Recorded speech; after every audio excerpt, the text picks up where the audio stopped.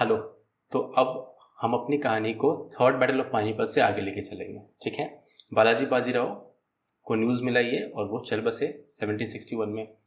उनके बाद आते हैं माधवराव पेशवा, ओके, माधव राव, ठीक है। और इनका जो काल है वो 1761 से लेकर या 62 से लेकर 72 तक, ठीक है। और ये 72 में क्या आया था, रेगुलेटिंग एक्ट आया था, आपको याद हो तो। वॉरेन हेस्टिंग्स इस टाइम पे क्या बने थे, गवर्नर जनरल ऑफ क्या, बंगाल। तो गवर्नर जनरल ऑफ बंगाल बने थे वॉरेन हेस्टिंग्स। उसके बाद देखिए, उससे पहले की पॉलिसी है एक ब्रिटिशर्स की, जो हम कहते हैं पॉलिसी ऑफ रिंग फेंस, ठीक है। तो इनको पढ़ने से पहले उसको मैं समझा देता हूँ, ठीक है। तो आप इंडिया का मैप जानते हो, ठीक है। साउथ इंडिया की बात करें, मैं सिर्फ साउथ इंडिया बनाता हूँ, ठीक है। तो साउथ इंडिया में आप देखोगे क्या हुआ था। साउथ इंडिया में आप देखोगे तो यहाँ पे थे मराठास, ठीक है। ये रीजन किसका था, मराठास का था, मराठास। ये जो रीजन है, ये रीजन हो गया आपका हैदराबाद का। और ये जो रीजन है नीचे, ये वाला पार्ट, ये है आपका मैसूर, ठीक है। और कहानी है थर्ड बैटल ऑफ पानीपत के बाद की, ठीक है। हम कहानी डिस्कस कर रहे हैं 1765 के बाद, क्योंकि 1765 में ब्रिटिशर्स ने या वॉरेन हेस्टिंग ने पॉलिसी ऑफ रिंग फेंस लाया था। रिंग फेंस, अब इसका मतलब क्या है, हम इसको देखेंगे पॉलिसी ऑफ ब्रिटिश इंडिया में, एक्सपेंशन, फॉर द एक्सपेंशन। तो पॉलिसी ऑफ रिंग फेंस का मतलब बेसिकली ये था कि ये 3 स्टेट है ना, डोमिनेटिंग है उस टाइम पे। साउथ डेक्कन में उनको अपना बिजनेस चालू करना था ब्रिटिशर्स को। तो वो चाहते थे पहले क्या करें, मराठा को, हैदराबाद को एक अपने तरफ ले ले और मैसूर को हरा दे। फिर क्या करें, मराठा को, मैसूर को एक तरफ ले ले, और या फिर हैदराबाद मैसूर को एक तरफ लेके मराठा को हरा दे। समझ रहे। तो रिंग बना लेना है, उसके अंदर रखना है सबको, और फेंस से खेलना है, ठीक है। चारों तरफ से रिंग बना के और दो दो करके फेंसिंग बना के एक को घेरना है, ठीक है। तो यही पॉलिसी है इसकी। तो इस पॉलिसी में सबसे पहले इन्होंने किसको घेरा, एक्चुअल में इन्होंने सबसे पहले तो मैसूर को घेरा था, ठीक है। लेकिन अभी हम मराठास पढ़ रहे हैं, तो मराठा के केस में हम देखेंगे फर्स्ट एंग्लो मराठा वॉर, ठीक है। तो हम वहां पे चलते हैं। तो पॉलिसी समझने के बाद हम वापस माधवराव पे आते हैं। माधवराव आप कह सकते हो कि आखिरी केपेबल पेशवा थे, है ना, लास्ट केपेबल पेशवा, ठीक है। इन्होंने बहुत सारे सुधार किए, बैटल ऑफ पानीपत के बाद बहुत कुछ संभालने की कोशिश की, यहां तक कि इन्होंने चौथ और सदेशमुखी का जो राइट था। देखिए, थर्ड बैटल ऑफ पानीपत के बाद क्या हुआ ना, कि दोबारा से हैदराबाद और डेक्कन में सब अपनी मनमानी करने लगे, क्योंकि मराठा को रिस्पेक्ट जो था वो कम हो गया था, है ना। तो फिर इन्होंने मैसूर और हैदराबाद से क्या किया, चौथ और सदेशमुखी का राइट लिया वापस, है ना, राइट्स बैक, है ना। ऐसे मैं लिख रहा हूँ शॉर्ट में, वापस लिया, ठीक है। और इनका जो कॉन्फ्लिक्ट यहीं से स्टार्ट होता है वो है रघुनाथ राव के साथ। अगर आपको याद हो, रघुनाथ राव क्या थे, जब बाजीराव हम डिस्कस कर रहे थे तो हमने याद किया था यहाँ पे, ये देखिए, बाजीराव प्रथम के 2 बेटे थे, है ना। एक थे बालाजी बाजीराव जो कि एक्चुअल में पेशवा बने, और दूसरे थे रघुनाथ राव। तो रघुनाथ राव छोटे थे, उनको काफ़ी ज़्यादा क्या था, पेशवा, उनको पेशवा बनना था और कुछ नहीं, ठीक है, लालच। तो उस टाइम पे क्या हुआ कि बालाजी बाजीराव के पुत्र थे माधवराव, तो वो बन गया पेशवा। अब इनको अच्छा नहीं लगा रघुनाथ राव को, तो फिर रघुनाथ राव चले गए ब्रिटिशर्स के पास। किसके पास चले गए, ब्रिटिशर्स के पास। तो इनके टाइम पे याद रखोगे आप, Raghunath Rao wanted to divide Maratha, divide the Maratha empire. वो चाहते थे कि एक भाग में वो करें, या फिर वो पेशवा ही बनना चाहते थे, बेसिकली डिवाइड करना चाहते थे मराठा एम्पायर को, ठीक है, मराठास। तो वो चले गए किसके पास, ब्रिटिशर्स के पास, क्योंकि ब्रिटिशर्स को उस टाइम पे ज़रूरत थी, अब उनको मिल गया जो चाहिए था, है ना, ब्रिटिशर्स को। तो इनके बाद 1772 में जब इनकी मृत्यु हो गई तो उसके बाद जो पेशवा आए वो आए नारायण राव, ठीक है, इनके पुत्र नारायण राव। इनका काल बहुत ही छोटा था, नारायण राव, ठीक है। इनका काल सिर्फ 1772 से लेकर 74 के बीच में था, क्योंकि रघुनाथ राव ने इनको मरवा दिया था, ठीक है। रघुनाथ राव असैसिनेटेड, है ना, अपनी वाइफ के साथ मिलके असैसिनेटेड हिम, ठीक है, इनको असैसिनेट कर दिया। रघुनाथ राव इनके क्या अंकल लगेंगे, तो अंकल ने इनको मरवा दिया, ठीक है। तो ये गए, और इसके बाद आते हैं माधव नारायण राव, ठीक है। इनके बाद आते हैं नारायण राव के पुत्र माधव नारायण राव, ठीक है। इन्हीं के काल में फर्स्ट एंग्लो मराठा वॉर हुआ था, ठीक है। ये किनके पुत्र थे? ये नारायण राव के पुत्र थे, ओके। और इनके काल में आपको याद रखने वाली जरूरत यह है कि एक बड़ा भाई का जो काउंसिल है वो बनाया गया था इनके टाइम पे, है ना। काउंसिल मतलब मिनिस्टर्स होते थे, काउंसिल ऑफ मिनिस्टर्स, ठीक है, वॉज स्टैब्लिश, ठीक है। ये याद रखने की जरूरत है इनके टाइम की। और सबसे जो कमांडर थे, चेयरपर्सन आप बोलोगे, बड़ा भाई काउंसिल के चेयरपर्सन, है ना, चेयरपर्सन या सबसे स्ट्रॉन्गेस्ट कमांडर थे, वो थे नाना फडणवीस,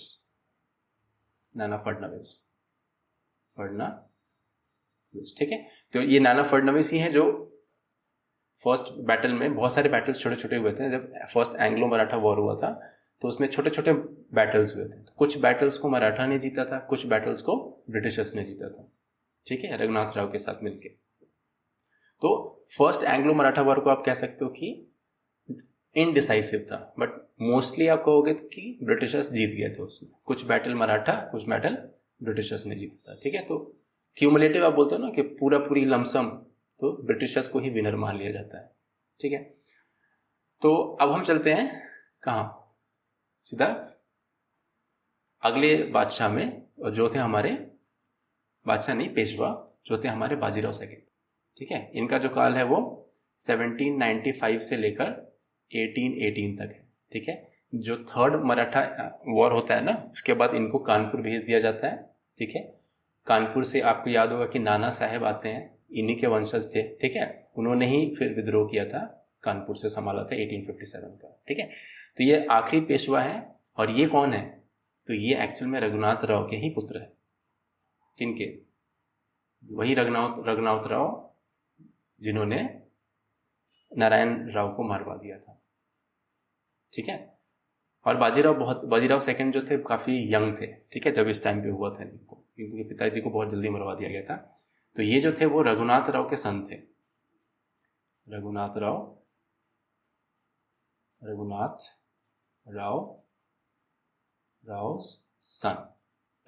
के सन थे, वो आखिरी पेशवा बने थे। और आपको याद होगा अगर, तो हमने कॉन्फेडरेसी की बात की थी, ये कॉन्फेडरेसी की बात की थी, है ना। तो जो मराठास थे उनका जो पार्ट हो गया था, कॉन्फेडरेसीज बन गई थी सबकी, ठीक है। वो अंपायर एक ही था, लेकिन छोटे छोटे पार्ट थे उनके, ठीक है, जहाँ से वो कमांडर, आप देखेंगे ये 5 पार्ट थे, ठीक है। तो पूना पे तो पेशवा थे, बाकी ग्वालियर के सिंधिया, बड़ौदा के गायकवाड़, इंदौर के होलकर और नागपुर के भोसले। तो एक्चुअल में इन लोगों में आपस में मतभेद चालू हो गया था काफी। तो सेकेंड एंग्लो मराठा वॉर और थर्ड एंग्लो मराठा वॉर आप देखो तो इन्हीं सब में आपस में मुठभेड़ हुआ, ठीक है। तो उसका फायदा कौन उठाया? तो उसका फायदा उठाया ब्रिटिश, ठीक है। तो हम चलते हैं अब एंग्लो मराठा वॉर पर। सबसे पहले हम क्या करते हैं कि तीनों मराठा वॉर को एक साथ लिख लेते हैं, ठीक है, ताकि आप उसको याद रख सको, और फिर एक एक करके उसको डील करते हैं, ठीक है। 3 एंग्लो मराठा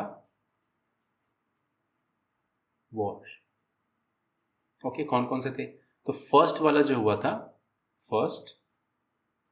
ओके, तो उसका जो काल था वो 1775 से 1782 तक हुआ था, ठीक है। सेकेंड वाला जो हुआ था एंग्लो मराठा वॉर, ठीक है, ये हुआ था 1802 से लेकर 1806 तक। तो ये है 3 काल, फर्स्ट 3 या 3 एंग्लो मराठा वॉर के, ये काल है। अब हम एक एक करके उनको देखते हैं, ठीक है। तो फर्स्ट एंग्लो मराठा वॉर है ये। अब आप देख रहे हो कि इसका इंटरवल कितना लंबा है, ये करीबन 7 साल चला था। तो इसमें छोटे छोटे बहुत सारे बैटल हुए थे, ठीक है, बहुत सारे बैटल हुए थे। कुछ बैटल्स को मराठा जीते, कुछ बैटल्स को ब्रिटिशर्स जीते, ठीक है। तो हम पहले डिसाइड कर लेते हैं कि ये हुआ कैसे था, इसके कॉज क्या थे। तो इसके कॉज में आप लिखोगे कॉजेस क्या थे, तो 2 कॉज आप लेके चलो। एक तो रघुनाथ राव को क्या बनना था, Raghunath Rao ambition to become Peshwa, ठीक है। इसके साथ साथ जो कारण था वो क्या था, British expansion, British intent to expand in Deccan, ठीक है। पॉलिसी ऑफ रिंग फेंस हमने देखा था। इस टाइम पे गवर्नर जनरल कौन थे ब्रिटिश के टाइम, ठीक है। यहां पे देखिए 2 पक्ष हैं, ठीक है। तो एक पक्ष है ब्रिटिश का और दूसरा पक्ष है मराठास का, ठीक है। तो ब्रिटिश के पक्ष से वॉरेन हेस्टिंग्स थे, वॉरेन हेस्टिंग्स थे, है ना, पॉलिसी ऑफ रिंग फेंस। तो इनके तरफ से ये थे, ठीक है। इन्होंने मराठास को हरा दिया था, है ना। ओवरऑल आप कहोगे तो मराठास वे डिफीटेड, कुछ बैटल्स में जीते, कुछ बैटल्स में वो हार गए, और क्यूमुलेटिव तरीके से वो बेसिकली हारे माने जाते हैं, ठीक है। और इसके बाद क्या हुआ, इसके बाद हुई ट्रीटी, जिसका नाम है ट्रीटी ऑफ सालबाई, ठीक है। ट्रीटी ऑफ सालबाई हुआ, मराठास ने जो जीता था ब्रिटिशर्स से वापस कर दिया, ब्रिटिशर्स ने जो जीता था मराठा से वो वापस कर दिया, एक दूसरे की जीती हुई चीजों को वापस कर दिया। यही था ट्रीटी ऑफ सालबाई, ठीक है, क्योंकि दोनों कुछ कुछ जीते थे। ऑलराइट, ये था हमारा फर्स्ट एंग्लो मराठा वॉर। अभी भी रघुनाथ राव पेशवा नहीं बन पाए, है ना, तो इसको जारी रखते हैं वो आगे की तरफ। कौन से, second Anglo Maratha war. Okay, तो सेकेंड एंग्लो मराठा वॉर हुआ, ठीक है। और इस टाइम पे जो आप याद रखोगे तो कौन था पेशवा, इस टाइम पे पेशवा थे रघुनाथ राव के सन बाजीराव सेकंड, ठीक है। तो फिर हुआ war, alright, second Anglo Maratha war. तो इसका कारण क्या था कि जो उस टाइम पे लॉर्ड वेलेस्ली थे, ठीक है, फिर से वही पक्ष की बात करें तो एक था ब्रिटिश पक्ष, है ना, और एक था मराठा का पक्ष। ब्रिटिशर्स चाहते थे कि मराठा सब्सिडरी अलायंस पे साइन कर दे, है ना, और लॉर्ड वेलेस्ली ब्रिटिशर्स के तरफ से थे, ठीक है। अब ये सब्सिडरी अलायंस क्या है, ठीक है। तो पॉलिसी ऑफ रिंग फेंस के बाद 1798 से लेकर के 1848 तक, समझ रहे हैं, ये पॉलिसी था। कौन सा, policy of subsidiary alliance, policy of subsidiary alliance. तो पॉलिसी ऑफ सब्सिडरी अलायंस, ठीक है, वो किसने लाया था, तो लॉर्ड वेलेस्ली ने लाया था। और इसमें क्या होता था कि नवाब के यहाँ या राजा के यहाँ क्या होगा, ब्रिटिश सैनिक रहेंगे, ठीक है। सबसे पहली चीज ब्रिटिश सैनिक रहेंगे, और उसका जो खर्च होगा वो भी नवाब ही देंगे, ठीक है, पहली चीज। दूसरी चीज, एक ब्रिटिश रेजिडेंट भी रहेगा नवाब के कोर्ट में, ब्रिटिश का अधिकारी, जो नवाब के सारे जो भी राजा हैं उनके सारे फैसलों को कंट्रोल करेगा, ठीक है। तो यहां पे जो भी नवाब सब्सिडरी अलायंस को साइन करता था उसका एक ही क्या होता था, कॉन्सिक्वेंस होता था, या एक ही रिजल्ट होता था, और वो होता था कि सवर्निटी जो होती थी राजा की, सवर्निटी वो खो जाती थी, मतलब वो सॉवरेन नहीं रहता था, है ना, संप्रभुता जिसको कहते हैं हिंदी में। तो वो सॉवरेन नहीं रहेगा, क्योंकि ना तो आर्मी है उसके पास अपनी, जो रेजिडेंट में है, जो वहां बैठा हुआ है वही सारे फैसले लेगा, कहाँ जाना है, कहाँ नहीं जाना है, किसको अपॉइंट करना है, किसको नहीं अपॉइंट करना है, वो सारी चीजें वही डिसाइड करेंगे, ठीक है। तो ये था policy of subsidiary alliance, okay. और इसके बाद आता है policy of doctrine of labs. तो जहां जहां पुत्र नहीं है उसको भी हड़प लिया जाएगा, ठीक है। तो ब्रिटिशर्स इस टाइम पे कुछ ज़्यादा ही एक्सप्रेसिव एग्रेसिव हो गए थे पूरे इंडिया पे कब्जा करने के लिए, ठीक है, डेक्कन में स्पेशली। तो वो चाहते थे कि बाजीराव सेकंड, ये जो बाजीराव सेकंड है, ये भी सब्सिडियरी अलायंस पे साइन कर दे, रघुनाथ राव के पुत्र। तो इसी चक्कर में हो गया सेकंड एंग्लो मराठा वॉर, ठीक है, मोटा मोटी आप समझो, ठीक है। हार गए मराठास, ठीक है। कहीं कहीं कुछ और इन्फॉर्मेशन होता है, कहीं कहीं कुछ और होता है, तो मैं जो बता रहा हूं उसको आप स्टोरी की तरह याद रखिए बस, ठीक है। तो लॉर्ड वेलेस्ली ने फिर क्या किया, बाजीराव सेकंड के साथ ट्रीटी ऑफ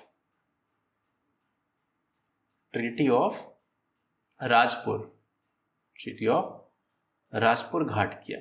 और इस ट्रीटी में बाजीराव सेकंड ने सब्सिडियरी अलायंस पे साइन कर दिया, साइंड सब्सिडियरी अलायंस। तो एक तरीके से देखा जाए, ठीक है, तो क्या हुआ, मराठा गया, है ना, पूरी तरीके से गया। और तीसरे एंग्लो मराठा वॉर में तो पूरा ही, और इन बाजीराव को भेज दिया जाएगा कानपुर, ठीक है, ओके। तीसरा एंग्लो मराठा वॉर 1816 से लेके 1818, जब 1818 में पूरी तरीके से मराठा एम्पायर को एनेक्स कर लिया गया था ब्रिटिशर्स के द्वारा, ठीक है। तो इसका रीजन क्या था, तो इसका रीजन सिंपल है, म्यूचुअल कॉन्फ्लिक्ट था। इसका कॉज क्या था, अब सब्सिडरी अलायंस हो गया, पेशवा हो गया पूरी तरीके से खत्म, ठीक है। कॉन्फेडरेसी में भी सब्सिडरी अलायंस को एक्सेप्ट कर लिया, नागपुर में कर लिया, है ना, सतारा में तो बाद में जाके उनको हटा ही दिया जाएगा राजा राम सेकंड को, है ना। तो कॉज क्या था, म्यूचुअल कॉन्फ्लिक्ट और इंडिपेंडेंस नहीं मिला, mutual conflict of Marathas, simple है, रीजन उतना इंपॉर्टेंट नहीं है इसका। तो म्यूचुअल कॉन्फ्लिक्ट के कारण हुआ था, ठीक है। इस टाइम पे जो गवर्नर थे वो कौन थे, फिर वही चीज है ना, दो पक्ष थे, एक था ब्रिटिश पक्ष, ठीक है, और दूसरा था मराठास। ब्रिटिशर्स की तरफ से इस बार लॉर्ड हेस्टिंग्स थे, वॉरेन हेस्टिंग्स नहीं है, कंफ्यूज नहीं होना है, ये लॉर्ड हेस्टिंग्स है। और वही चल रहा है, पॉलिसी ऑफ सब्सिडरी अलायंस ही चल रहा है, 1848 तक चला था। तो क्या हुआ, फिर से मराठा पूरी तरीके से हार गए, कंप्लीट डिफीट आप कहोगे इसको, डिफीटेड। और इसके बाद पेशवा को, बाजीराव सेकंड को पेंशनर बना दिया गया, ठीक है। बाजीराव सेकंड